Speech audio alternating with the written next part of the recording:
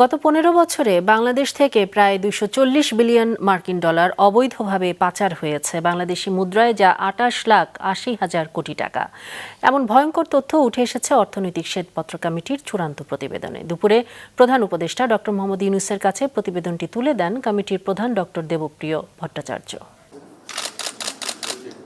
শ্বেতপত্র কমিটির প্রধান ডক্টর দেবপ্রিয় ভট্টাচার্য সহ কমিটির ১২ সদস্য দুপুরে যান প্রধান উপদেষ্টার কার্যালয়ে।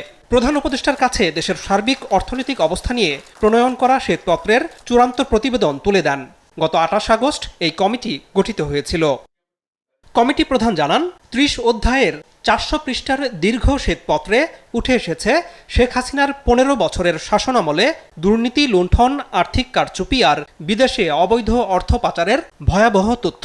সরকার আসার পরে যে সমস্যাগুলো পেয়েছে, এটা আমরা যেগুলি মনে করতাম তার চেয়ে সমস্যা আরো অনেক গভীর। সেহেতু এটা একটা আমাদের বড় সিদ্ধান্ত যে ক্ষত সৃষ্টি হয়েছে, ক্ষত অনেক গভীর।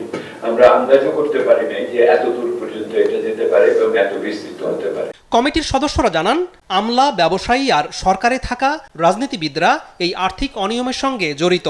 প্রায় 45% দুর্নীতির দায় সরকারি কর্মকর্তাদের হাতে, তারা একটার সাথে জড়িত। 40% কাছাকাছি রাজনীতিবিদ, দলীয় গ্রুপ জড়িত। আর বাকিটা ব্যবসায়ীদের মধ্যে দুর্নীতি আছে, ইন দ্য সেন্স তারা একে অপরকে পয়সা দিয়ে মনোপলি রেন্ট, এক ধরনের কার্টেল ফরমেশন করছে, সেটার মাধ্যমে আছে। এই 7টা প্রকল্পে আমরা দেখেছি ১,১৪,০০০ কোটি টাকার মতো বিনিয়োগ হওয়ার কথা, এটা শেষ পর্যন্ত দাঁড়িয়েছে ১,৯৫,০০০ কোটি টাকায়, অর্থাৎ প্রায় 70%-এর মতো এটার বিনিয়োগ পেয়েছে। এবং আমরা দেখেছি কিভাবে বিভিন্ন কম্পোনেন্ট এগুলোকে অ্যাড করে তারপর জমির দাম বাড়িয়ে যে প্রকিউরমেন্টে বিভিন্ন ধরনের কারসাজি করে প্রকল্পের অবয়ব বাড়ানো হয়েছে। দুর্নীতি হয়েছে তার কোনো হিসাব নেই।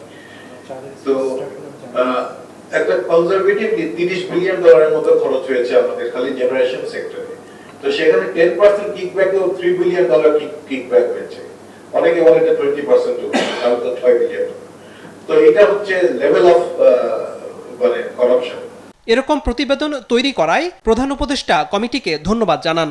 বলেন, প্রতিবেদন চূড়ান্তভাবে প্রকাশ করা উচিত এবং স্কুল, কলেজ, বিশ্ববিদ্যালয়ের পাঠ্যপুস্তকে তা অন্তর্ভুক্ত করাও দরকার। সম্পদের যে লুটপাট হয়েছে তার দলিল তৈরি করার দায়িত্ব দিয়েছিলাম ডক্টর দেবপ্রিয়কে। সময় বেশি লাগেনি, ৩ মাসের মধ্যে সব রহস্য সামনে চলে আসে। এটি অবাক লাগে। এটা তো ঐতিহাসিক দলিল, এটি বলার জন্য এটা তো ঐতিহাসিক দলিল। গত ১৫ বছরে বাংলাদেশ থেকে প্রায় ২৪০ বিলিয়ন মার্কিন ডলার অবৈধভাবে পাচার হয়েছে সেই তথ্য পাওয়া গেছে শ্বেতপত্রে, এমনটি জানায় প্রধান উপদেষ্টার প্রেস উইং।